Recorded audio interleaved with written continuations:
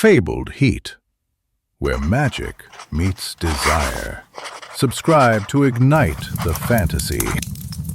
The stadium air tasted like ozone and anticipation, a metallic tang clinging to the back of my throat, coating my skin with a fine electric sheen. It wasn't just the air, it was the weight of expectation, the collective breath held by thousands pressing down on me, amplifying the heat that radiated not just from the floodlights but from her. Above, the floodlights weren't merely illumination, they were a physical presence, immense and blinding, each beam a tangible force. The roar wasn't just sound, it was a tremor that resonated deep within my chest, a frantic, primal rhythm mirroring the quickening, erratic beat of my heart. It felt like my ribs were constricting, struggling to contain the frantic pulse. I adjusted my headphones, the plastic cool against my ears, but the commentators' voices were a distant, muffled drone, utterly irrelevant. Their analysis, their predictions, they meant nothing. My entire world had narrowed to a single point, a single focus: Rachel Winters, my Rachel. The thought sent another jolt through me, a warm, dizzying wave that threatened to overwhelm my senses. I hadn't allowed myself to truly acknowledge it, to say the words even in the privacy of my own mind, but there it was, my Rachel. She moved with a predatory grace, a coiled spring of power and precision. Each stride wasn't just movement, it was a deliberate act of dominance, a subtle claiming of the field. Each feint a playful yet dangerous invitation. I watched, utterly captivated, as her muscles bunched and released beneath the sleek, dark fabric of her uniform, the slick sheen of sweat highlighting the sculpted strength in her limbs. The way the light caught the curve of her bicep, it was mesmerizing. It wasn't just admiration, though admiration was certainly part of it. It was a visceral pull, a magnetic force that drew me in, leaving me breathless and wanting. A hollow ache settled in my stomach, a longing I hadn't known I was capable of feeling. From my seat, high above the field, I could see every detail of her. The way her hair clung to her neck, the determined set of her jaw, the fire in her eyes. She was everything. As I gazed at her, I couldn't help but think about the first time we met. It was at a training session, and I was immediately struck by her confidence and skill. We exchanged a few words, and I was drawn to her warm smile and infectious laugh. But it wasn't until now, in this moment, that I realized the full extent of my feelings for her.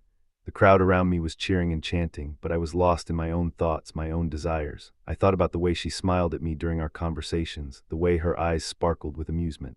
I thought about the way she moved with a quiet strength, a sense of purpose that I found irresistible. And I thought about the way I felt when I was near her, like I was home, like I was exactly where I was meant to be. The game was intense, with both teams fighting for every inch of the field.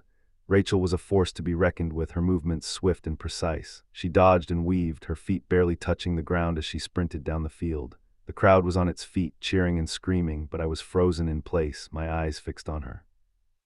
I felt like I was a part of her, like I was moving with her, like I was feeling every emotion she felt. And when she scored a goal, the crowd erupted in a frenzy of noise and color. I was swept up in the excitement, cheering and screaming along with the rest of the fans. But as I looked at Rachel, I saw something more than just a victorious athlete. I saw a woman who was strong and capable, a woman who was passionate and dedicated. And I saw a woman who was beautiful inside and out. As the game came to a close, I felt a sense of disappointment wash over me. I didn't want it to end, didn't want to leave the stadium and return to the real world. But as I looked at Rachel, I knew that this was just the beginning.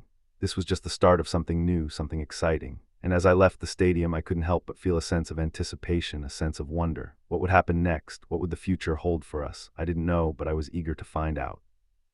As I walked out of the stadium, I was stopped by a reporter who asked me for my thoughts on the game.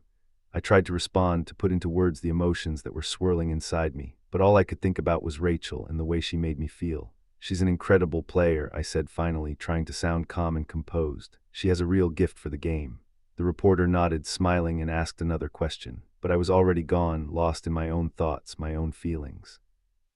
I was thinking about Rachel and the way she moved with a predatory grace. I was thinking about the way she smiled and the way her eyes sparkled with amusement. And I was thinking about the way I felt when I was near her, like I was home, like I was exactly where I was meant to be. The reporter's voice was distant, a faint hum in the background as I walked away, lost in my own thoughts. I was thinking about the future and what it might hold for us. I was thinking about the possibilities and the potential, and I was thinking about Rachel and the way she made me feel.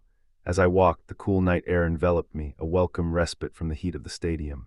I breathed deeply, feeling the tension in my body begin to ease, but my mind was still racing, still thinking about Rachel and the way she made me feel. I thought about the way she moved, the way she smiled, and the way she laughed.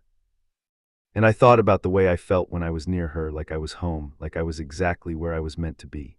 The world around me was quiet, the only sound the soft rustle of the wind through the trees. But in my mind there was a cacophony of emotions, a jumble of thoughts and feelings. I was thinking about Rachel and the way she made me feel. I was thinking about the future and what it might hold for us. And I was thinking about the possibilities and the potential.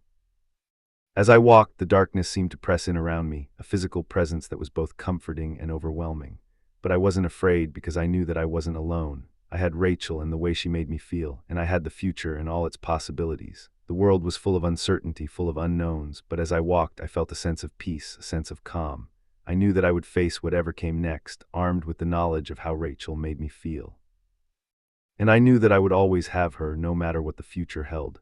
As I disappeared into the night, I felt a sense of hope, a sense of wonder. I felt like I was standing on the edge of something new, something exciting. And I knew that I would always have Rachel to guide me, to support me, and to love me. The thought sent a shiver down my spine, a warm, tingling sensation that spread throughout my body. I smiled, feeling a sense of joy, a sense of happiness. And I knew that I would always cherish this moment, this feeling. It was a moment of pure, unadulterated joy, a moment of perfect happiness.